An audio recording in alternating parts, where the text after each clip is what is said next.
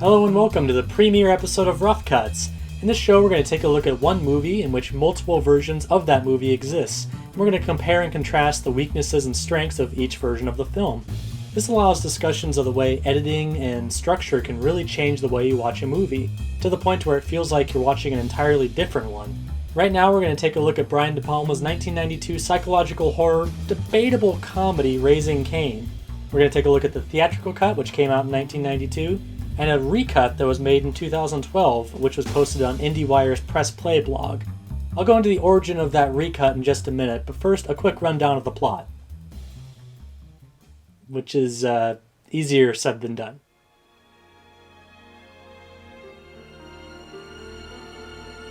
The story follows Carter Nix, a child psychologist who has designated himself the role of a stay-at-home dad. He wants to experiment with different types of child rearing and parental techniques, to then study their subsequent long-term effects. He's sort of the dream dad, pleasant, caring, emotional, loving, always by his daughter's side. But we soon learn there's a darker side to Carter's work and his ego.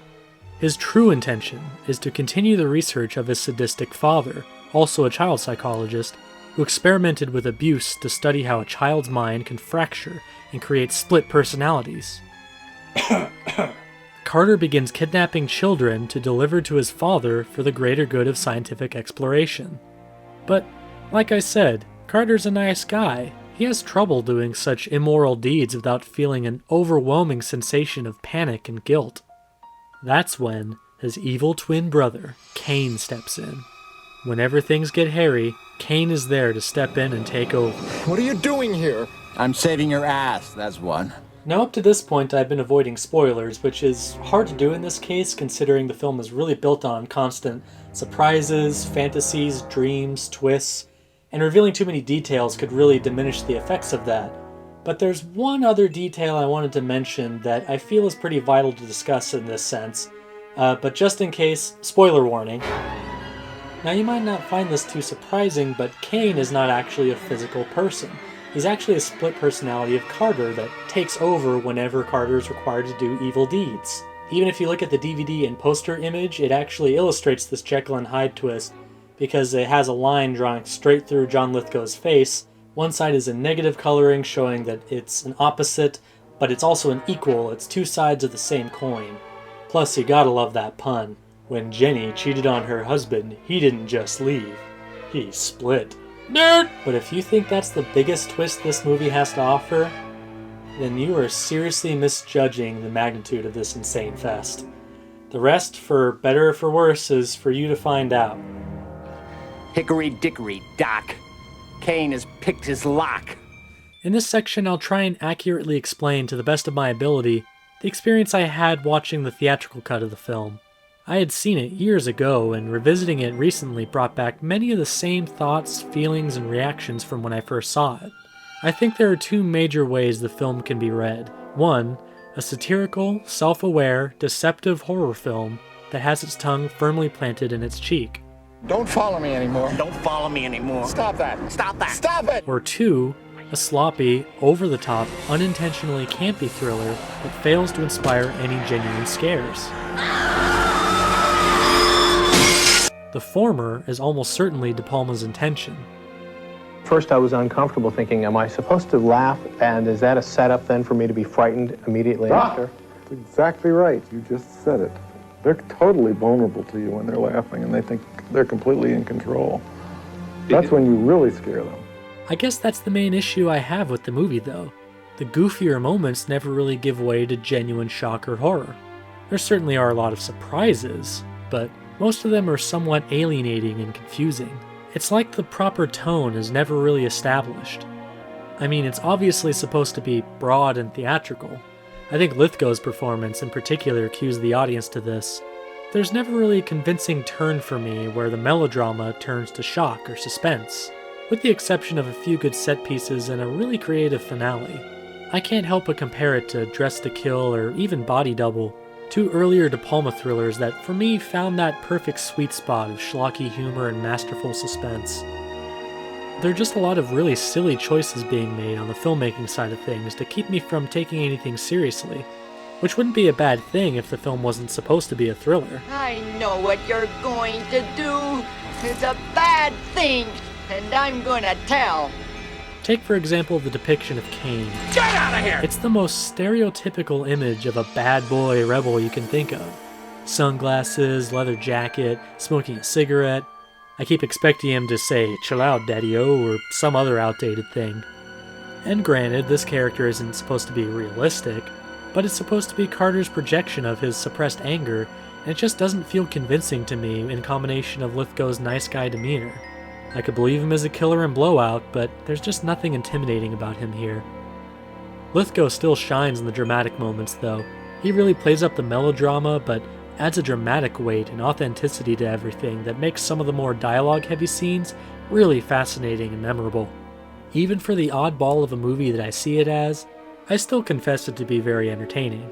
I consider myself a De Palma fan, and there are a lot of elements here that make it a satisfying entry in his line of thrillers. Recurring themes in his work like duality, deception, voyeurism, they're all present here, as well as some of his famously pioneered cinematic techniques like slow motion, use of flashback, multiple points of view, and split diopter shots. De Palma's expertise as a filmmaker makes the more potentially dull moments somewhat exhilarating. Take this scene for example, where a psychiatrist is giving a lot of backstory with the Nix family. It's laying a lot of tracks for big reveals in the third act, and it's a little too on the nose with some of the dialogue, but it's all done in one brilliantly choreographed 5-minute Steadicam shot. It takes you from the top of a third-story building, down the stairs, into an elevator, and finally in a coroner's office. It may not sound too exciting, but it makes for a world of difference in digesting the information that's being delivered by the characters, instead of just doing basic, cliched setups of characters, I don't know, sitting in a park or in an office, just explaining every detail away, every plot hole that's suicide so that he could kidnap the children and not have the problem. I guess he does that too. Down. Like I said, it's an imbalanced movie, and it's probably better enjoyed as a bizarre self-parody than a legitimate thriller. Well, wait a minute. If you're not Carter, then who are you? So does the recut fix some of the problems with tone and structure? First, let's examine exactly how this version came to be and what it intended to change.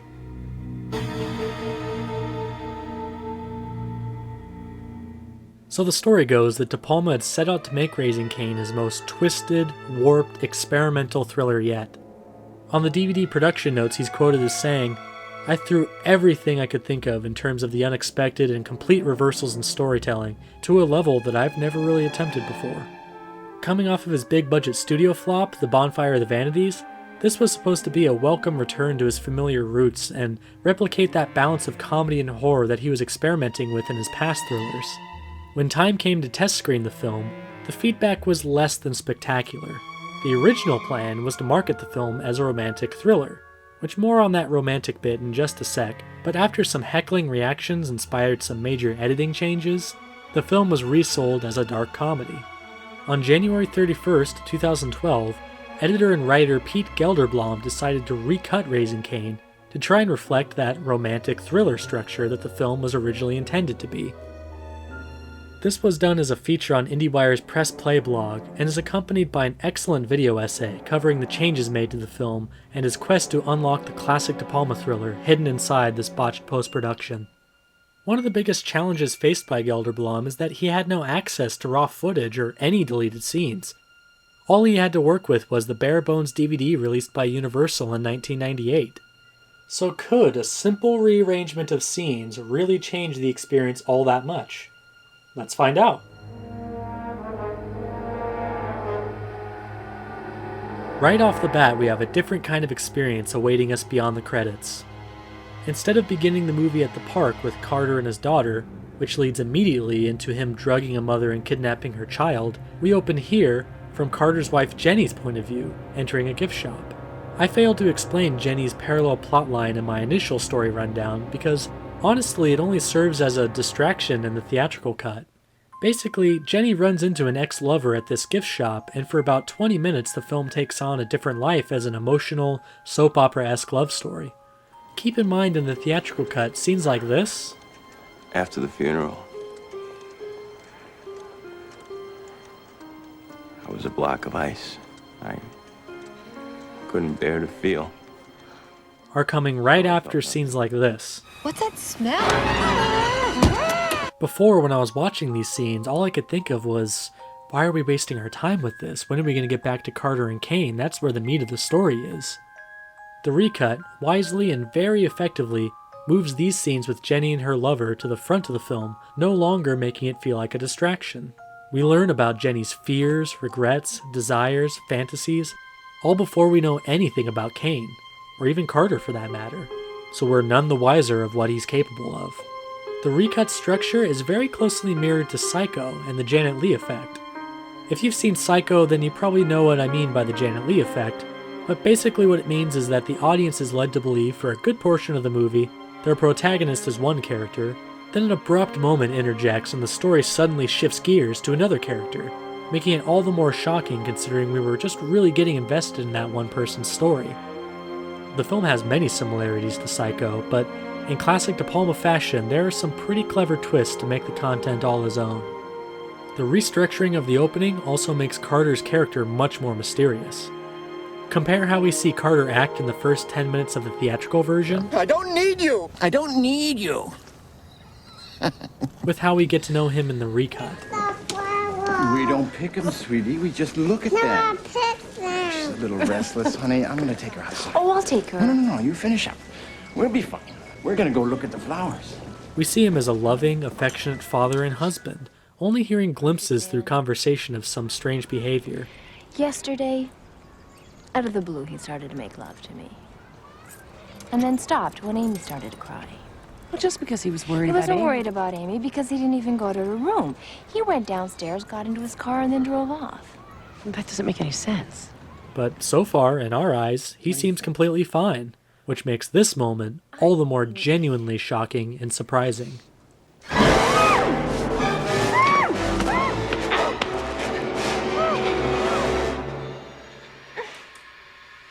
This now becomes the transitional scene where the narrative switches gears to Carter, giving us the flashback of the scene with the woman Carter drugs in the car that opens the theatrical film.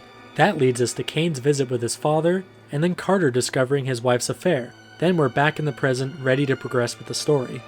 Whereas the theatrical cut tried to show a linear progression of events more or less, the recut maintains that dense layering of subjective storytelling, so once we go on that ride of discovery with Carter, it never stops.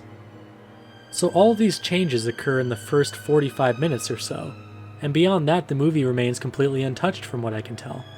But I can attest to the effect that this revised first half does to improve the twists of the second half.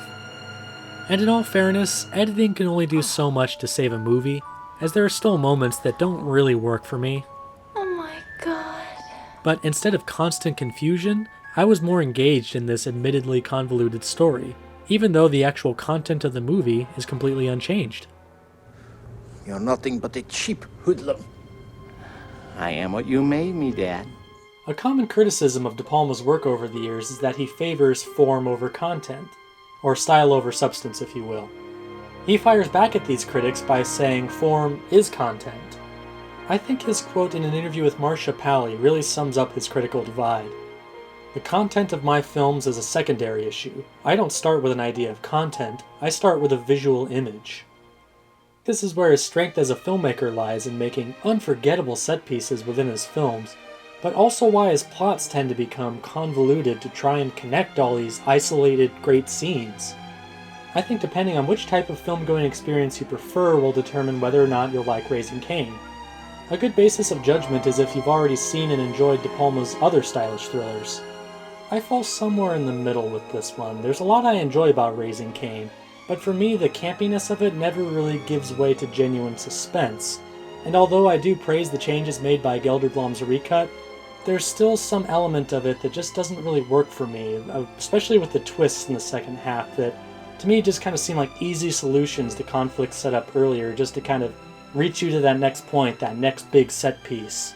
The experimentation with form and just general wackiness of it all makes it an oddity for sure, but the recut really makes it more accessible in my eyes, and makes you feel rewarded more for kind of playing along with De Palma's game. If you're like me and you saw Raising Cain a couple of years ago and you kind of remember feeling disappointed by it, I say definitely check out this recut. And even if you're a huge fan of the movie, you've seen it a million times, and you haven't seen this recut, I say definitely check it out too to see how it compares with the original and how your feelings about it will change. And I'll even go out on a limb too and say if you've never seen the theatrical cut or the recut or even heard of it, and it looks like something that's interesting to you, I say forego the theatrical cut and just watch the recut. Because it's really the same movie, it's the same content, it's just that reordering of scenes that makes it a stronger viewing experience, I think, for anybody. Check it out while it's still on Vimeo. Whether you like it, you don't like it, I think it makes for an interesting conversation piece. That's it for Rough Cuts, my friends. If you wanted to watch the original version of this movie, the DVD is still in print and very easy to find. It's also available on all the major video-on-demand streaming services like Amazon Instant and Vudu, all that good stuff. The recut is also on Vimeo, free to watch like I said. Just keep in mind that it's for critical and educational purposes only, but you're free to stream it or download it, whatever you prefer, and I'm going to have the link for that in the description below. I'm also going to have a link for our partner channel, Disregarding Henry. He does a series over there called Unmade Masterpieces, in which he talks about the great movies that never came to be. He just finished part 2 of David Lynch's Ronnie Rocket, which if you've never heard of Ronnie Rocket, you don't know anything about that, definitely check it out. Start from the beginning, part 1, because it is a fascinating story to be sure, and it really makes Raising Cain seem subtle in comparison, so check that out for further insanity. Thanks for watching Rough Cuts, and remember, the final choice is always yours.